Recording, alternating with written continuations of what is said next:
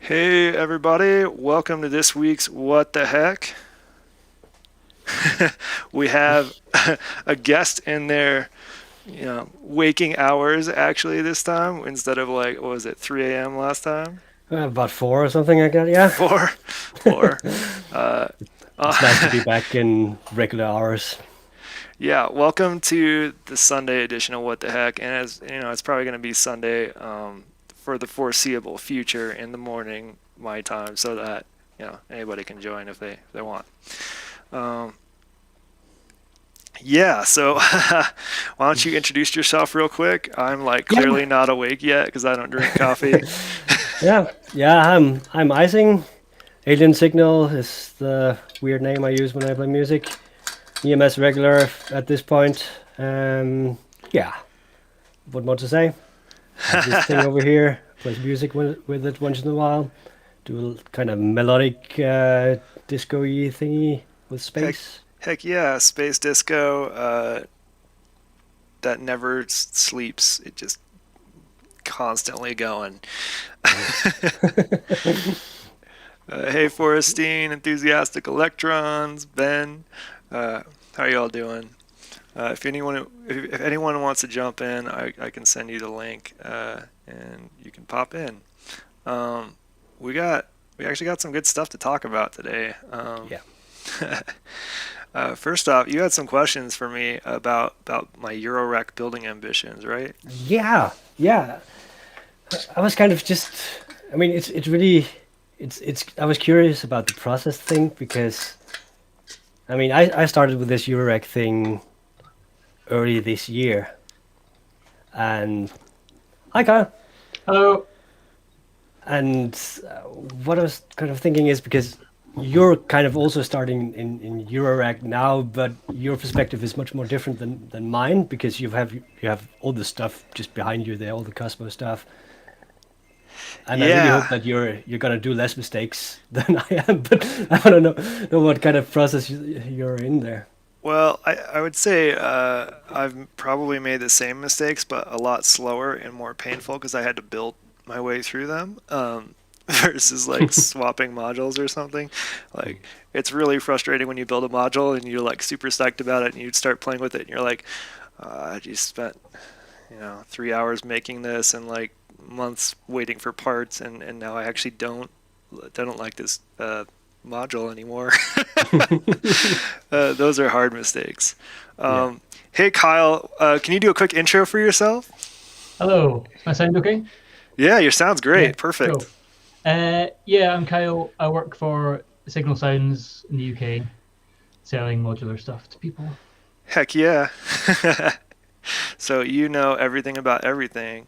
Uh, I don't know about that. There's a lot to know about. Like, there's too much stuff to actually know everything about everything. But yeah, I right. know I So, know certain stuff. Yeah. right. Like I don't expect you to know like the deep menu diving or like hidden functions and like or shift functions and like the data bender or something you don't have. Like I don't know if you have data bender at all, but like I don't expect you to be a manual. Um, No, but at Kyle, a high level, I kind of expected you to come in here, and I was kind of looking for that Christmas card that you sent with the first Oh package yeah. you sent me, and I had hoped I could find it and just put it here. It would have been really nice. Unfortunately, I couldn't find it. I've It's still it's got some of somewhere. those. I've got some for this year. Nice. But, so you're telling me I should order something from you Well, before Christmas? look, it, no, no business chat. But if you want to order something, I'll send you one. But yeah, I'm not here to push stuff today. yeah, this is not sponsored, Right. non-promotional video, no paid don't No, no, demonetize no, us, even though we don't make any money on this. no. But YouTube. um, encouraging stuff like this does help, right? Because we want people using Eurorack, and it should be Yes. fun. And this kind of stuff is fun. So yeah, Yeah, I mean, I find Eurorack fun for like the right type of people, right? And there's different.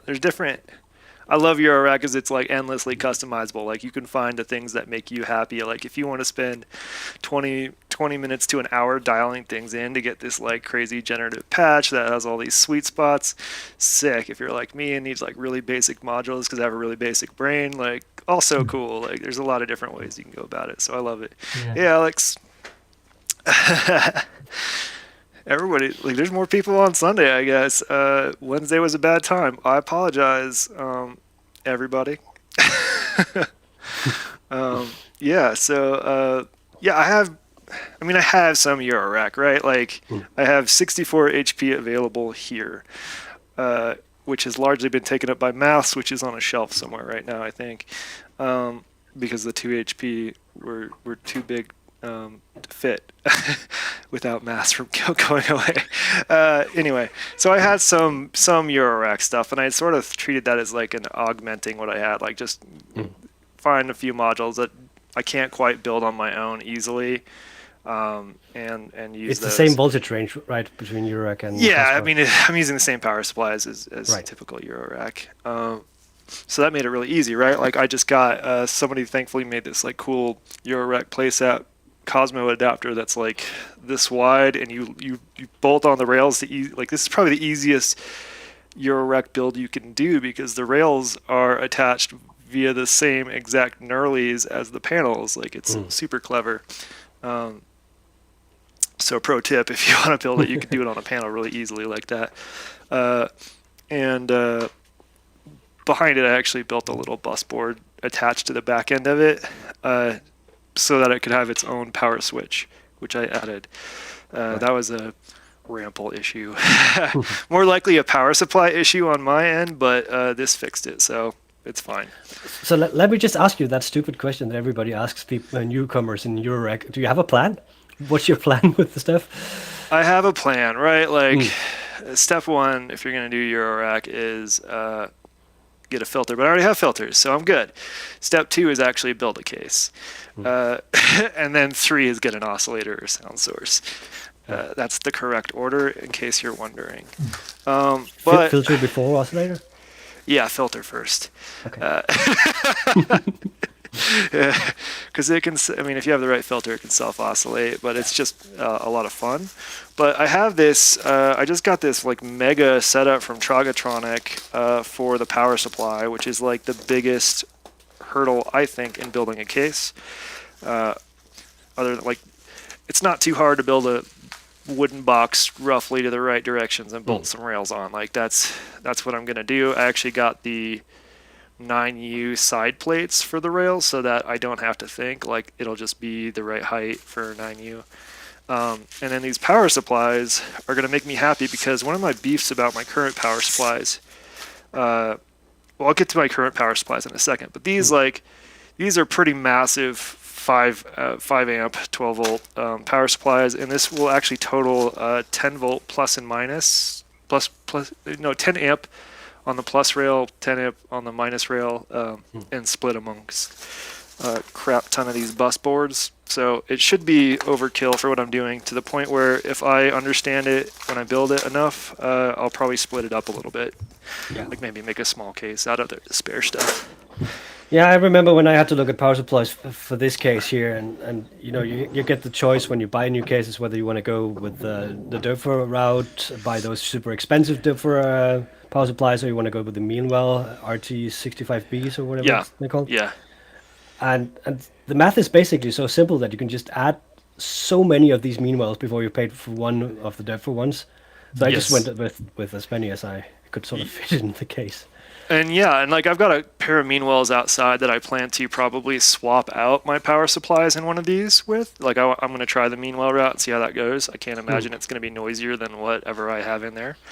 Right now I have a bunch of FC UK power supplies, so Frequency Central UK, that are pretty basic, pretty straightforward. The problem is I ran into some issues that are non-trivial and also not intuitive. Like one of the things that I thought was cool about them is you could put them, I think, in parallel. I can't even remember at this point, where you can have basically one wall wart per box if you have 2 power supplies in there, because they also act as bus boards. And I was running into an issue where they were just too noisy in that configuration for whatever reason. Like I tried a bunch of things. Then I started noticing a lot of people popping up on the forums saying like, yeah, they had to split them because they were a little noisy. So that was something I had to do. So now each of these big boxes has two wall warts per box, which drives me absolutely crazy because like, that's a lot of plugs. Yeah, and they're not like, it's a lot of plugs. It's a nightmare. So I think I am going to try the Meanwell, because like you said, you can sort of chain those up as much as you're... There was a bit of sort of chatter on forums and stuff where people were complaining a little bit about them, and it turns out that these were some of the old models, as far as I can tell, and most people were decently happy with them, and I've certainly not discovered any issues with them. Yeah, they're pretty boss. Like I've heard good things. I think Robbie uses the Meanwells, and a bunch of several other like Cosmo builders have used them to the point where they've got so much extra amps available. They just like started adding LEDs and stuff for like no reason other than they had extra power to play with. So I think the Meanwell RT65B is a pretty solid solution. Yeah, it's certainly widely used, so it must be. I did not want to futz with that with Eurorack. Like I'm making a pretty good size Eurorack case, so I was like, all right, we'll try a paid option and see how that goes. I'm still going to do the RT65, and if I like those, pretty much all the rest of my cases I'll convert to Meanwells, and then I'll use the FC. I'll either sell the FC UK power supplies or make like a handful of like lunchbox Eurorack cases, similar to what Enthusiastic Electrons has done, because I think those are super cool. Yeah, I got one of these recently, one of the small 4MS pots. Basically, I needed a place to have my Hermod, and I couldn't fit it in my rack, so now it's in one of these, and they're not very expensive, so that was the solution. I don't want to have too many of them, but I like sort of have that. You have that possibility of having a few small cases with modules where it makes sense. Yeah. Kyle, I'm interested from your perspective as somebody who's working for a retailer that sells modular. Like, what are things folks typically struggle on when they're starting out that you hear about more? I mean, yeah, it depends where the customer's coming from. Um, Often, yeah. I mean, some people are happier with doing a bit of DIY stuff. Other people just don't want anything to do with it. I mean, I would always recommend unless you don't have to ask the questions, don't mess around with building your own power supply because I it's would, just, yeah. like it's just not worth it. Like even like the meanwhile things you've got to wire up mains into, right? Yes, that one Yeah, scares the crap out of me, which is why it's still yeah, sitting on my and it's workbench. like it's not it's not difficult, but you should be confident in doing that before you know just make sure everything's unplugged. Just take your time and but yeah, um, I think almost all the cases we sell are powered now, just for ease of issues, And also, I think if you're buying a case, it's an expensive thing already, and Yeah. if you had to buy another thing, it's just kind of a bit of a kick in the teeth. Yeah, that's kind of a Mm. bummer because like power feels like, uh, I guess to most consumers at this point, like if it doesn't come with power, like what are you selling? Yeah, You're selling me a box, but like okay, yeah, a lot of work goes into it, and they're not like mass produced typically.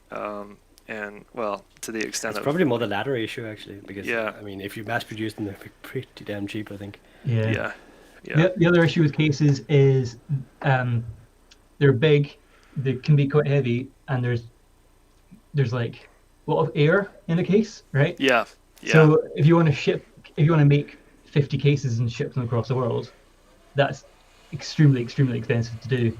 right, And there's huge not that box. much, yeah, there's not that much as much money in it. Whereas a module can sell for 600 quid Yeah, potentially. yeah, It's a box this size. It costs 20 quid to send across the world. So that's a big thing people don't realize. So when yeah, we get Mantis cases from Tip Top, we got 50 sent to us. Um, in a cargo container, basically, because it's the only way that makes sense to do it financially. So right. otherwise, it's too expensive to send. Yeah, so that's something people don't consider. And I would always encourage people to build their own case if they feel up for it. Because like you said, it's a box, and especially if you get the brackets for the rails, then the spacing's done for you. All you have to do is screw them in, even just side cheeks, just put 2 bits away on the end to raise it up a bit, and that is it's fine. Yeah, and like there's ways around that. Like you can even like I don't know, get a wider module or a pair of modules, bolt them onto the rails, and then like put those on a couple of 2x4s or something, right? Like it Yeah, doesn't take much. Like I think Enthusiastic Electrons has a couple of those. You really just need something to hold the rails and the power supply in yeah, place.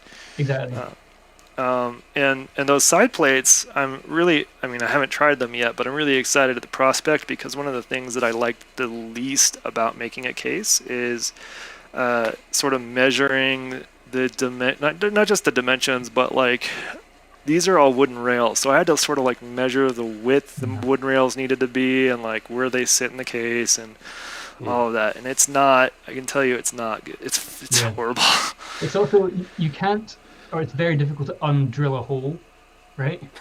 Yeah, Once you've drilled that hole, if you need to move it half a centimeter up or down, you're then yeah, it doesn't work. So you need to then yeah. fill that with a dowel or something and then drill it again. It's just a pain.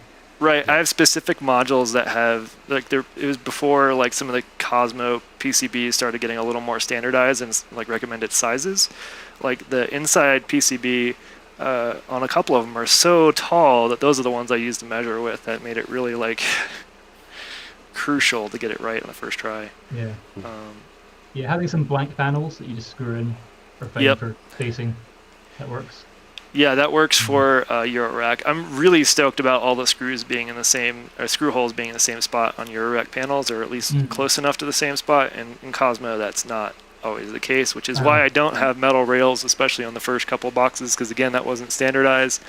Some of these modules have been remade since I built them, where they actually have a more standardized location, so I could build rails on a future one, but like this filter up here, the screw holes are just a little bit down and in compared to everything else. So well, the nice thing about Eurorack is you can go to the Doper website, and the whole thing is laid out there. You know, case sizing, the units hole are spacing. super annoying.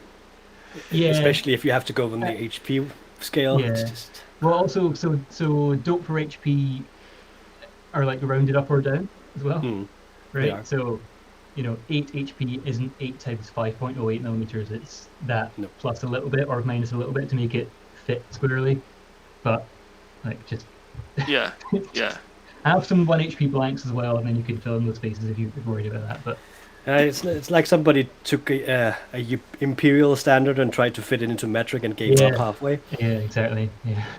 Yeah, I think Eurorack is such a... Like, Cosmo is great. Like, there was a discussion about, like, what's 1 HP in Cosmo? And people were like, that's dumb. It's like everything's in even centimeters. Like, a panel is 20 centimeters tall. Easy peasy. Yeah. Like, they tend to be increments of 2.5 centimeters wide. Like, 5, 10, 15, all that. So, really easy. I think that's quite a nice thing that you're less worried about spacing for parts in Cosmo, I guess. I guess same with kind of the 5U stuff. You know, like you're accepting you're going to have a big panel, so you're not worried about squeezing loads of stuff in. Yeah, and like you can't like, I can't. Some folks have a lot of modules and they're constantly swapping out modules. I can't really do that because I have to build every module for Cosmo. Like there's no, I've never seen a built Cosmo module for sale. I'm sure it's happened, but yeah. So like, there's no need for me to worry about that, like squeezing as many modules in as possible. Like I still do that to an extent, but it's usually like, how can I get a couple more VCAs or whatever in, or I might actually swap it. Yeah, I mean, there's a couple modules I'm looking at replacing, but yeah, it's not a huge issue. And I wouldn't want to swap out on my. You know what? Swapping is not as bad as I thought, Forrestine, because I've rearranged both cases a couple of times now, and including the top case, and things mostly line up. And there's some tricks I do. So like on modules smaller than 5 centimeters and smaller, sometimes even the 10 centimeter ones. It sort of depends. I will only screw in the top or the bottom left and the top right screw, right? Like instead of all 4 corners. And that means there's like no holes here, which sort of gives me a little leeway when I put another panel in if it doesn't quite line up. The problem is when you have a screw hole that's like 2 millimeters left or right of where the screw hole needs to be, then you have to sort of fill it in or it'll either break the panel or not fit. Yeah. We have the uneven panel problem in Eurorack as well, right? I have a lot of those Erica Synth Pico modules which are 3 HP, which is an annoying number because you need to have then 2 of them in order to fill up an even number of HPs, not to end up with a 1 HP space somewhere in your rack. I have like a couple of those 1 HP blanks just lying around in my case now just to make everything fit up. I will say this, the wooden rails made me really, really plan out my case and where I wanted the signal chain to go. I had a lot of time to plan it out because I was building all the modules. So that, I learned a lot during that because you get like one shot to do it right, and then you can't, like, it's not easy enough to like I can't shift, like, it'd be hard to shift things like 2.5 centimeters to the right or something like that, right? So I really planned that out, and that made looking at Eurorack like significantly easier because I already have an idea in my mind of what I expect and what I want with this new case. But your new case, is that supposed to work on its own next to the Cosmo, or together with the Cosmo, or a little bit of both, or both? Yeah. So what I want to do, I ultimately want I love all of this stuff, but I don't want to bring it with me if I want to go somewhere and play live, right? Like, sure. there was something luxurious about Robbie showing up in a hallway with a box and being able to play Yeah. sick, like whatever, all sorts of cool stuff, right? I Like wrote that's myself amazing. out of that as well with this thing. I'm not gonna transport that anyway. And like I can transport these, like that I'm okay with. Hmm. Because they're, I mean, I built them to be pretty durable. I think the only thing that would be like sticking out from the edge is the door stopper, and it's a door stopper, so not Right. worried about breaking that. But for the other case, like I plan it for it to have like probably a significant portion of one of the rows is going to be sequencers Hmm. and mixers, right? Like I don't need a ton, but it would be good to have a good sort of end of You chain mixer always that can need go more out than to you PA. think. Right. I mean, it's a nightmare for me. I wanna try all the sequences, and I want to have them all in at the same time. I also want space for other modules. Sequences are expensive. They take a lot of HP. Yeah. Yeah.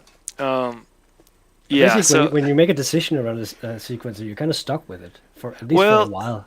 thankfully, I've tried a fair amount of sequencers and different types. I have a pretty good idea of what I'm looking for. The trick is going to be sort of um, being okay with some limitations. Like right Hmm. now, I have very few limitations with the pyramid, but I'm okay with some limitations. It's fine. The I think I want to split up my sequencing from like synth and drums and like two different sequencers, Hmm. and like a mixer to like do some mutes and stuff like that. But Yeah.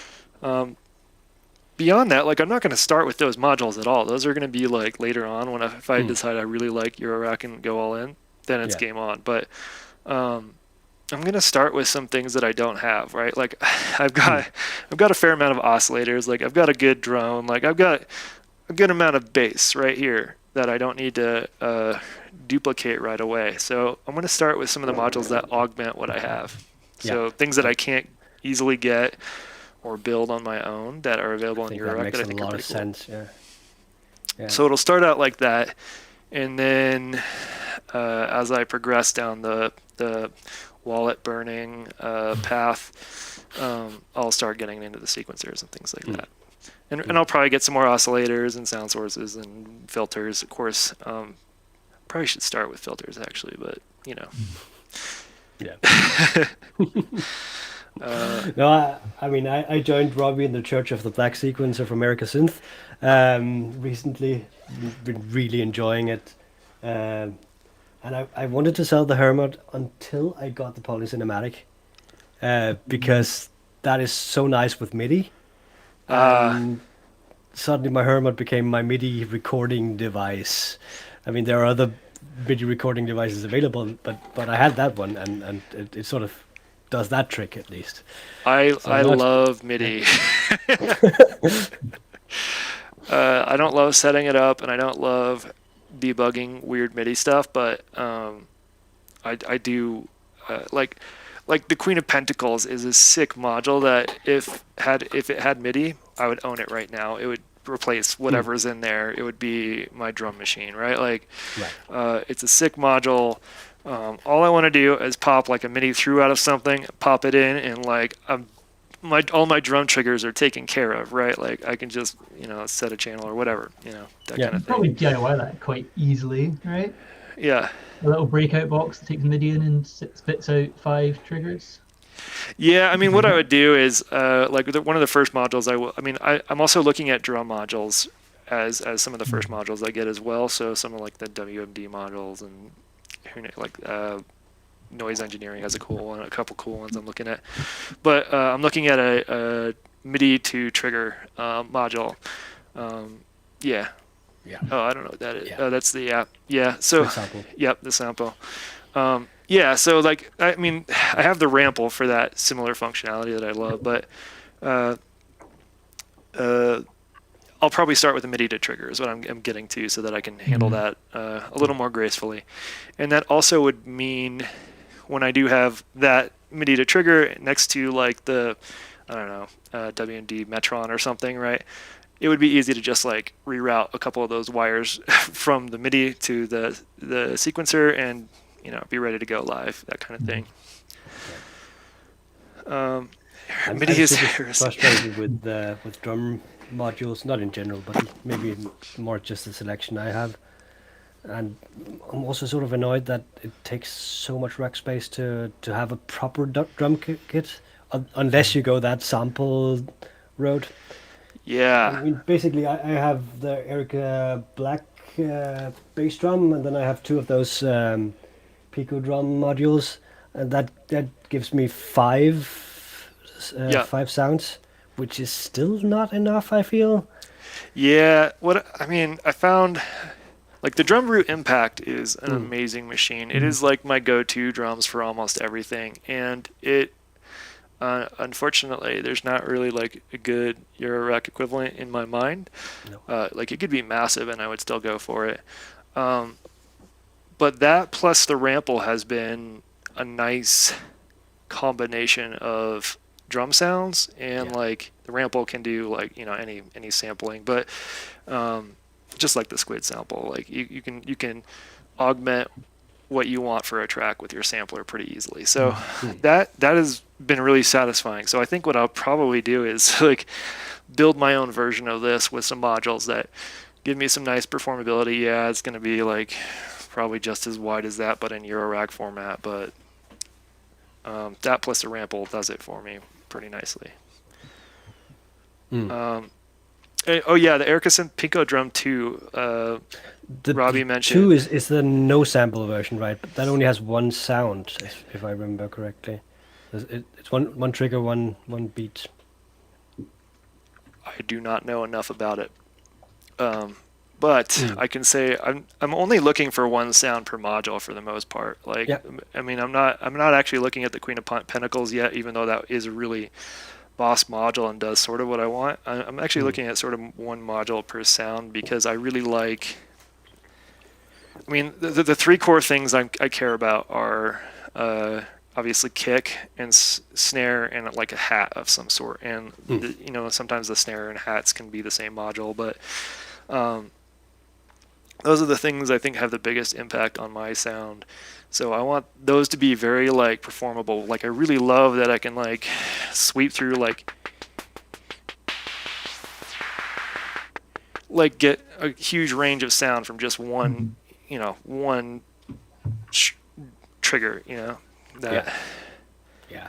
I think for my part, it's also some of it comes down to the fact that I'm not very good at programming drums. I have had to realize.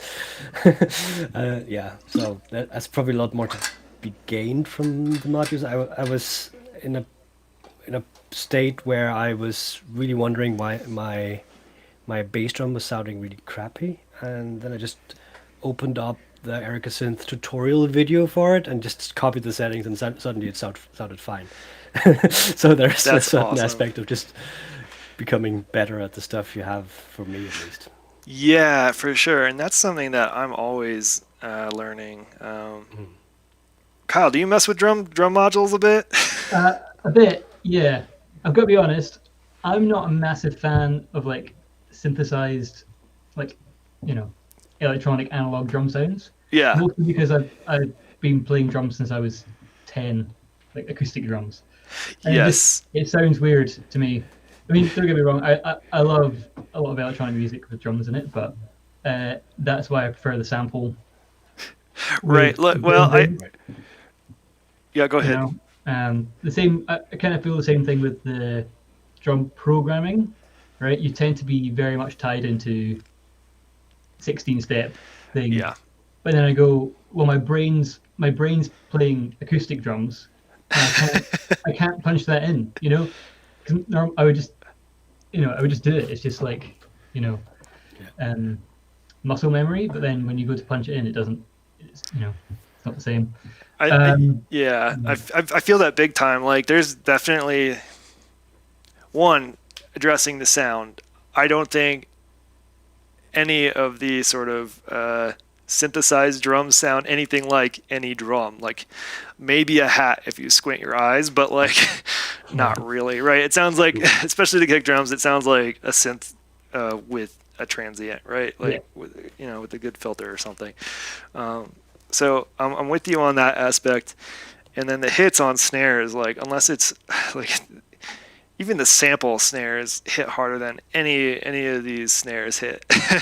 Yeah. Period.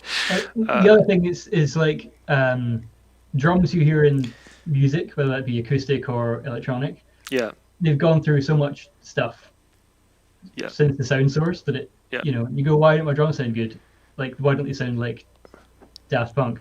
It's because they've gone through like loads of compressors and EQs and whatnot to make it really punchy. Yeah. Which you can do that in Eurorack, but you need compressors and EQs and stuff. Yeah. And frankly, you're probably better doing that in a DAW recording and then doing your final with a mix in a DAW. ton of expensive rack-mounted equipment that you Yeah, don't have sure. access to anyway. Yeah. I mean, who uses but rack I mount think stuff these days? I think there's sort of the same problem with drum sequencing as regular sequencing in Eurorack, that if you're just doing sequencing, just laying it out on the grid, you're sort of not really doing what you can do with Eurorack, because you have all this powers of probability, randomness, weird stuff into things that weren't meant to get this kind of signal, but for some reason it works anyway. It's something I've started to struggle a little bit with, and at a certain point was really horrible at, because there is a certain balance between random and control in Eurorack that's really hard to get, especially in your composition of your rack.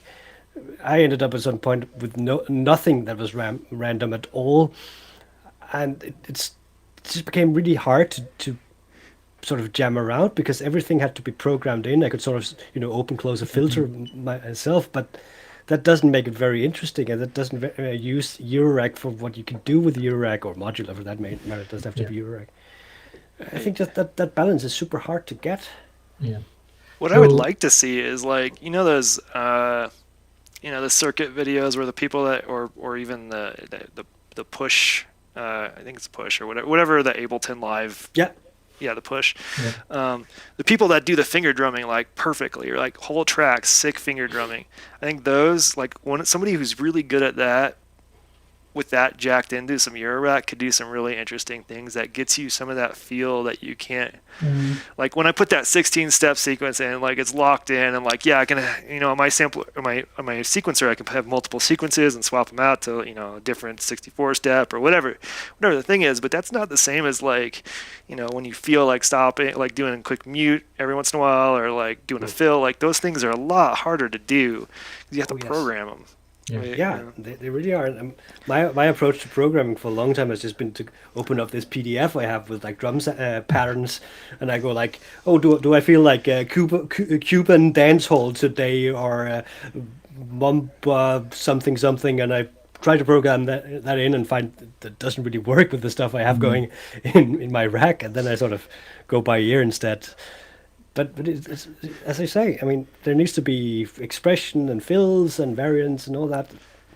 It's hard sometimes, especially with some of the cheaper sequences. Like I've had the LL8 I have from Robo here is not meant to be doing much. I mean, it has 16 steps in total, and you can sort of chain a couple of patterns together, but that doesn't really give you what you're talking about there, right? Yeah. So clock dividers. Everyone should have one. A clock divider. Yeah. Clock divider. Everyone should have one, or two, or three. Sample and holds, and switches. Those things. Now, why? Like, I assume clock dividers because you can set them up as like triggers, and it's really easy to get 4 to the floor by just like plugging them in, or 16 notes on some, snare, but some of them also do like triplets and stuff as well, right? Or not. Yeah. Not powers of 2 things as well. It can be really good, right? Yeah. And then so sure you can go clock divider straight into your sounds, which will give you like a pattern. Yeah. But then if you either stick some of that through a switch or a VCA to turn it on and off, or send it to different sounds, you can just like massively open up the patterns you can do. People tend to underestimate that with sequencers. I've got my sequencer, it does its thing, I plug it into the sound, and there I go. Yeah. Right. But you can do like with like the mutable links or kinks. One of them's got like the sample and hold thing in it. With that, you can do like a whole separate line, right? If you clock it at half the speed, you know, same CV, different Yeah. gates, right? Yeah. It holds the note for double the amount of time underneath your main melody. You know, there's loads of tricks like that people tend to not play with. They go, you know, if I can't do it on my sequencer, I can't do it. But you can get really cheap dope for things that will just like massively expand. And if your clock, like, I guess some clock dividers do, you know, have their own clock as well. Like if you've got a single clock source, you can even clock your sequence with those divided clocks. So you can get some really funky rhythms that way, which is kind of cool. Yeah, you could do. I mean, it's like it's such a classic thing in a lot of metal, that a lot of music and metal, right? That during a middle eight you go to half time. Yeah. You know, you can do that with the clock divider and a switch. You know. Yes. Suddenly you're going from, you know, your 120 down to your 60, and suddenly you're in half time, and then you can go back up again. And that was actually something I wanted to try with this. Like I realized the other night, just thinking about changing tempos. I think Benjamin had mentioned like quantizing my change, like slowing down or speeding up my tempo. But like I think I can actually basically create a track on this sequencer that is, I mean, I just dedicate it to changing the speed, so that if I like hit play on one sequence on it, it'll instantly change the tempo to whatever 80 ppm or half or whatever, or if I hit the other sequence, it can go back up to full speed. So I think I'm going to try some of that stuff at some point. It'd be fun. I'll need to try and find this video, but I saw a really good modular performance where it almost felt like the player was kind of like zooming in like a microscope onto his track. Is that makes any kind of sense? Like he was constantly right. You slow down and you can hear the definition. When you see the whole picture, it looks right, kind of thing. Yeah. And it always sounded good. It sounded like you were kind of speeding up, but it didn't really speed up. It just sounded like more intense. I'll see if I can find it and post it. That's cool.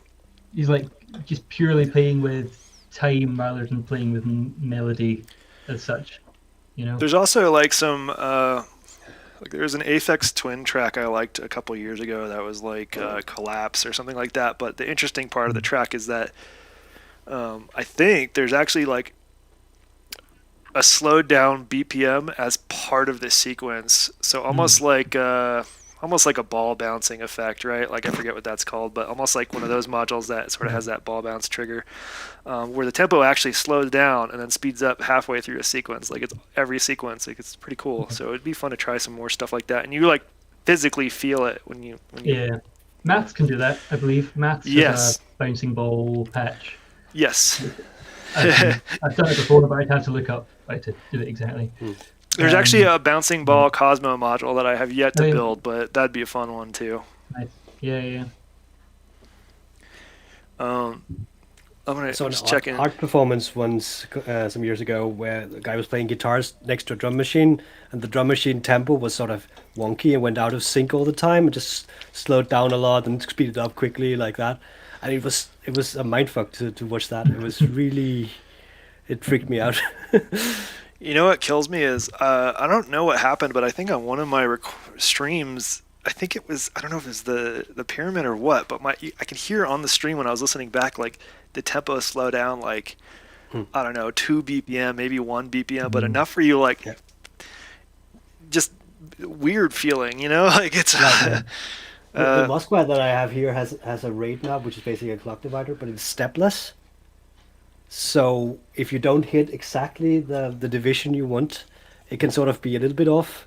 Oh, that's super frustrating. Yeah. Kyle, you mentioned sample to hold as well. Like, what would you use those for in terms of drum sequencing? All kinds of things. Like the thing is, you need to. It's very easy to get a module and think it does this thing, but you need to go like to like a lower level and just think about, you know, what it does with the voltages, and then it opens up these things.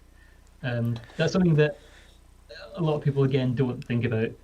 You know, I mean, the voltage thing is like a lot of people just don't want to worry about that at all. You know, like that's 5 volts, that's 8 volts going down. Right, sure, and that's great. But if you if you're almost like Neo in the Matrix, when he's to start seeing the Matrix, you start seeing things like that.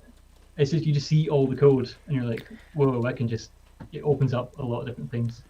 Yeah, it's a skill, right? For me, that Yeah. feels like a skill. It's something you need to understand. And there's this thread on Modwiggler where it's about you don't have this module, you need it, but you have some other modules. How do you get that effect? And it's like it's really mind blowing what you can do sort of with basic building blocks that you might already have. Yeah. Yeah. Yeah, and some modules like are a lot more flexible. Like I don't know why, but oscillators are like my jam. Like I know them in and out at this point, but like you put the right control voltage in, your oscillator could be an LFO all of a sudden, right? Like it may go lower than you put, like things like that. Like you can push things much further, like than the panel might allow you, or that you might predict typically. Like if I put like on my triple splashback, if I put in CV that goes really low, um, the time can stretch to like a minute and a half or something, and it's not good sounding, but it can do it. Yeah.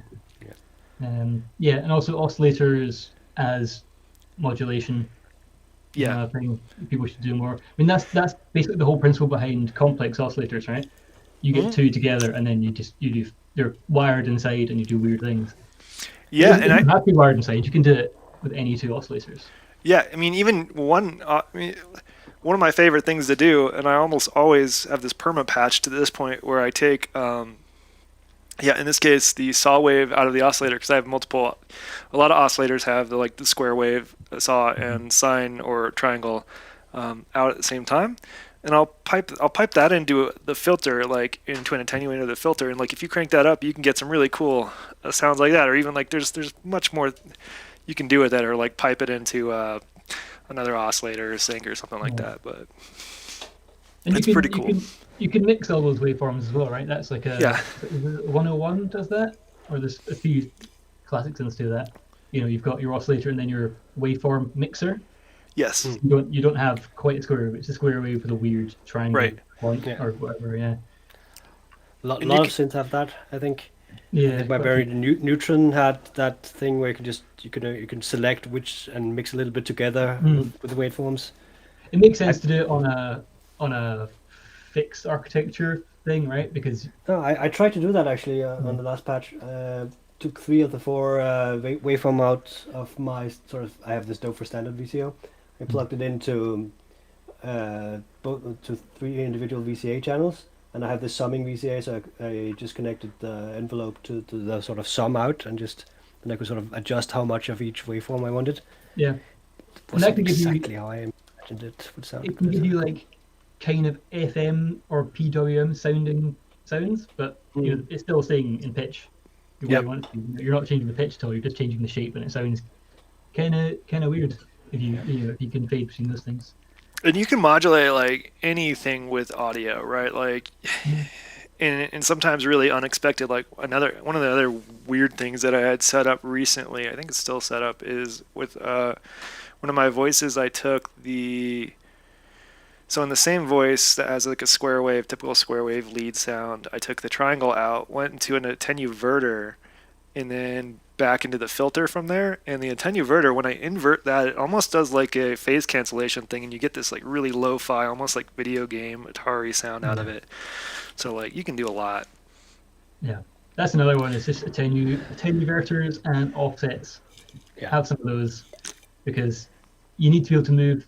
Sometimes you need to be able to move these things around to get them to talk nicely to each other. Or you can do the classic inverted envelope compressor trick and all those kind of things. Yeah. I think the attenuverter is like my go-to sound exploration device, where like I want to test something and like be able to go full range. Yeah. So that's pretty rad. Or another good trick one with 8 outputs, and I'm using it all the time. It's almost always half filled, if not more. Yeah. A good thing you can do with offsets as well is you can use them as a macro control. Right? Just mop that out to loads of things, and you've got like a thing that's doing filter and reverb and whatever all at the same time. Yeah. It's good for performance stuff. Yep. Yeah, generally just a fixed offset is super handy to have. Yeah. I do have. I guess it's not in there right now. I had another offset module for Cosmo that I was interesting, but I never got the feel for. And I've seen these pop up in Eurorack quite a lot recently, where it's both an attenuverter and then it's usually a handful of attenuverters or something, and some sort of master knob that controls all of them at the same time, and it's just super funky, like, and unpredictable. I did not use that as much as like they were just a basic attenuverter. Yeah.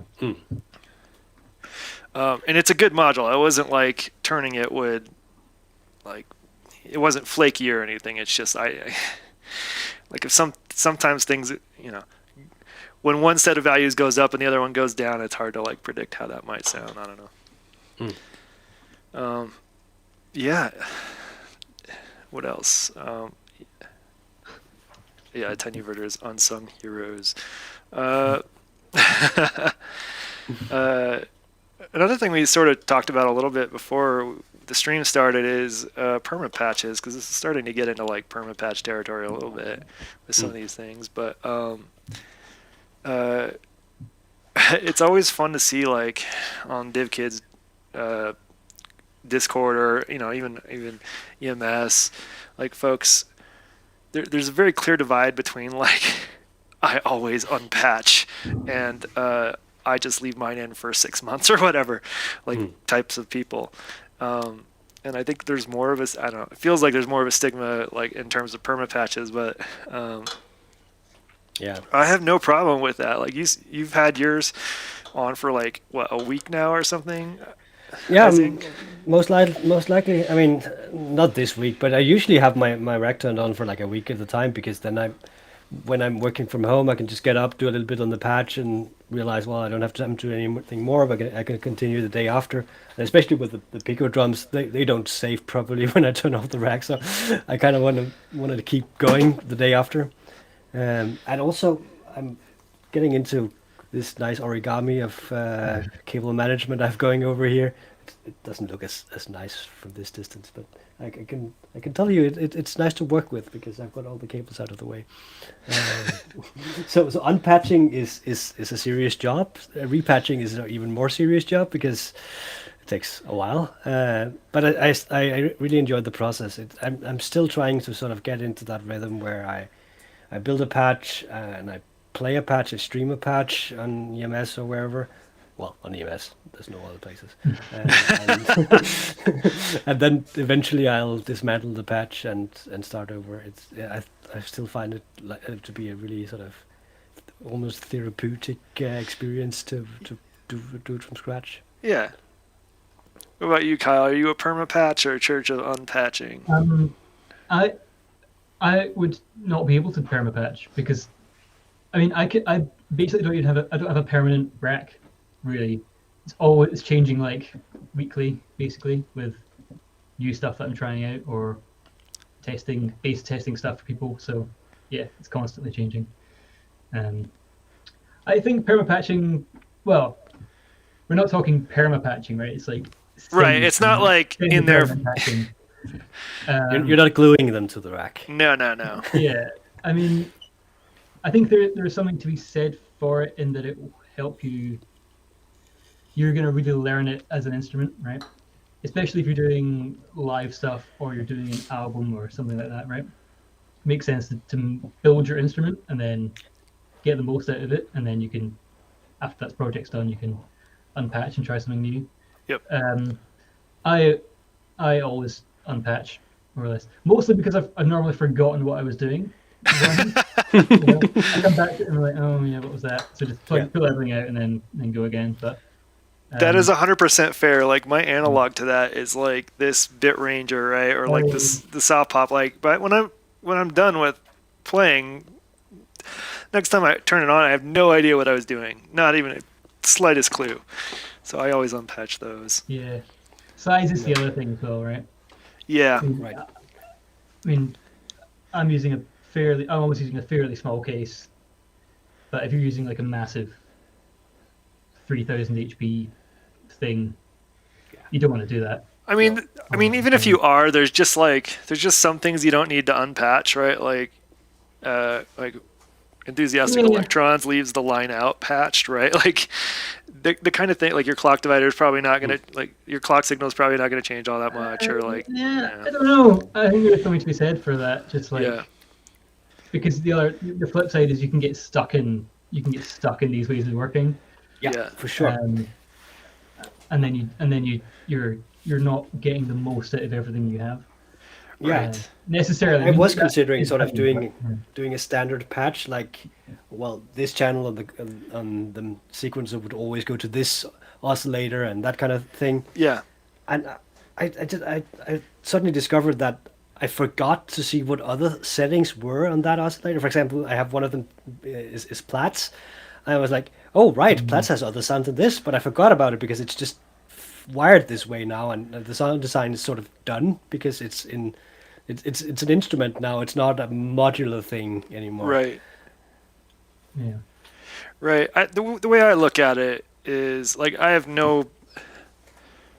there's nothing, I have no objections to leave. Like, I don't even care if I leave my patch in for 2 months. Like, that doesn't bother me at all, right? Like, the way I look at it is, like, if I want to go play guitar, right? Like, I don't unstring my guitar every single time I finish playing, and I don't have to restring it every time I start, or I would never pick it up ever, right? Like, sometimes you just want to go play whatever your thing is quickly, right? Like, I just want to turn it on and make some noise. But there are definitely days where, usually like on a weekend where I have more time, where I'm like, yeah, let's like rip out all the cables and make a new patch. Like Yep. that's Okay. like So, I so do it on there, the same day. Like, so I think there's an interesting distinction here, at least sort of syntactical, that whoever, I mean, there's a difference between ending your patch performance, then taking all the cables out and then leaving your modular blank till for the next time, yeah, or sort of having the process where you take off all the patch cables and then repatch as part of yeah, the same yeah, performance experience, right? yeah. Well, it's Because I less absolutely feel performative you when on I that do it. It's part. usually just like start at the top and start pulling things out until things start Yeah. falling to the ground.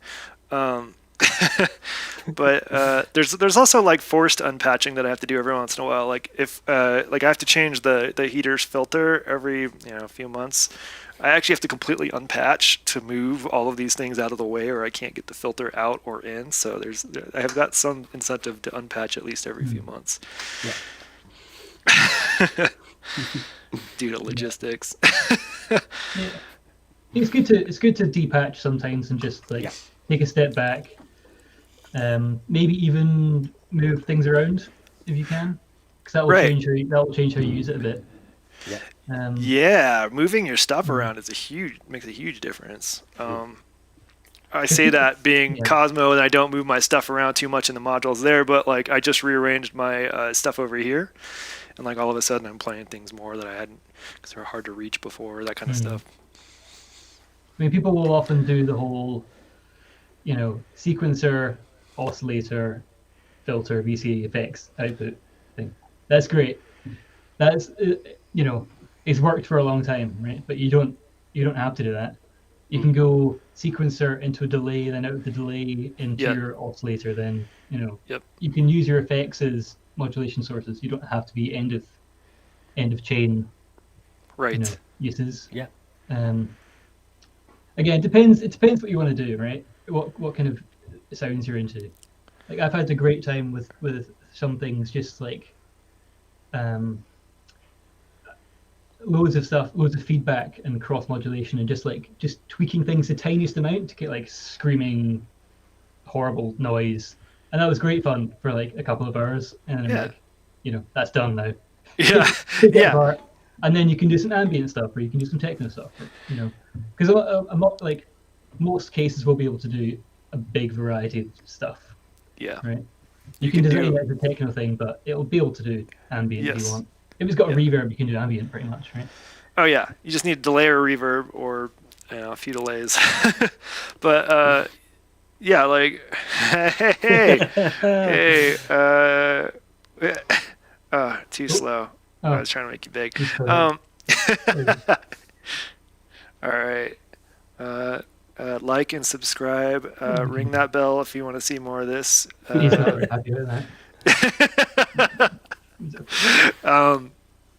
Yeah, one of the things I do like doing every once in a while when I unpatch is like, well, like yeah, like let's make an ambient machine today. Like this is completely divorce any idea of my permapatch and like try some new stuff. Or like my favorite is making your whole like make your whole rack into a drum machine. Like that's a fun thing to do. Mhm. Um, that's a good way to like a play with drum sequencing and b like get a better understanding of how to manipulate drums or create drum sounds. So if you haven't done that, highly recommend it. I think I would recommend doing, if you feel up for it, is trying to um, do a cover almost. Either a cover of like some music you like, or Ooh, try and do like clapping music or like some other Steve Reich weirdness. yeah, Or like some music concrete stuff, because that will really teach you how to use your stuff. You know, I had to do like I did a video on how to do clapping music with clouds. Use clouds essentially as a delay, and then you like shift to position back to shift the bars back. But doing that kind of problem solving with what you have will help you like learn. You know, yeah, that's rad. Gotta try the drum machine thing drum when I machine get the It's thing, yeah. time. it's fun. I mean, it's really fun. Like I got that bug a few times. One was like over I want to say like in the spring or sometime I was really lusting after the drummer from Another Mother, which I still kind of want to play with. But I was like, well, I guess I can just make one. Um, let's do that. So that's it's really fun to make your own version of something like that. Yeah. They're all made up of like simple parts, right? Yeah, There's only actually like 20 things right. that the stuff does, right? Maybe less than that, you know? It's like a Um, handful outside of like some of the more digital complex things. Yeah, yeah, sure. Yeah, if it's DSP, that's kind of a different yeah, world, but you know, yeah, a lot of if it's analog, it's only a few bits really, just wired up in different ways. yeah. Um, Um, yeah, so we're at the hour. I think it'd be good to cut it here because I got some choring to do today. mm. Hmm. uh, Isaac, do you want to play us out? Oh God, you're putting me on the spot here. I didn't have anything prepared, You but don't have to. Like, I mean, you could just make one sound and I'd be I could fine. do. But I can probably do something from space in what? How long do I have? 3 minutes? 5 minutes? just a minute A or minute? so. Okay, It I doesn't can do have a to be minute. that long. All right. Favorite module right now, quick. Kyle, you're up. Um, I really like. This is a weird one. I'm a really big fan of the muffin mix. It's really not that exciting a module, but it's got 4 channels of 100 times gain in a little mixer. It's so dumb, but it's a lot of fun. The That's other one is cool. the 2HP freeze. I really like 2HP freeze for Let's weird see. stuff. Mine. Yeah, I mean it's always a tie between the MS-20 filter and the microcosmo is basically like an ears module or a microphony module with the door stopper on it because it's so much fun as a modulator. It's got like a spring thing. Yeah. Yeah. That's cool. I mean, it was perfectly designed. Like it has a screw right in the middle of like the scratch plate on the front that holds the PCB on the back, and all I did was like use that screw to put a door stopper on, and it just looks it's great. Yeah. A contact mic module everyone should have as well. Yeah, that's exactly what it Oh, is. I It's a want that. contact I mic need that. module. You can DIY. Microphone is like really cheap for Yeah. the DIY kit. It's like under 50 quid, I think. Yeah, Super cheap. it's super and it's one of the most fun things you can do. Like if you Yeah. have any sort of like if there's a lawnmower going outside or something, like put a microphone into it. Like Yeah. you can use all sorts of things into it, but it also just has a nice scratch plate which you can use as triggers and Yeah. whatever. Yeah. Big BHB is also great. Get one of those. Yep. Ask for one for Christmas. Good Christmas present for any modular people. I have a really hard time picking a favorite. I think the model I have the most fun with currently is the Moskva sequencer. it's surprisingly fun to work with. Um, yeah, I think that must be my favorite right now. It's not gonna be my favorite forever, but it is right now. That's awesome. I like that you like your sequencer. Hey, Device X, you're just catching the end. Ising's about to play us out, I think. I don't know. Yeah, want me to just start? Yeah, let's do it. Thanks for watching, y'all. If you want to be on, just send me a DM and on Discord, and we'll make it happen next week, same time.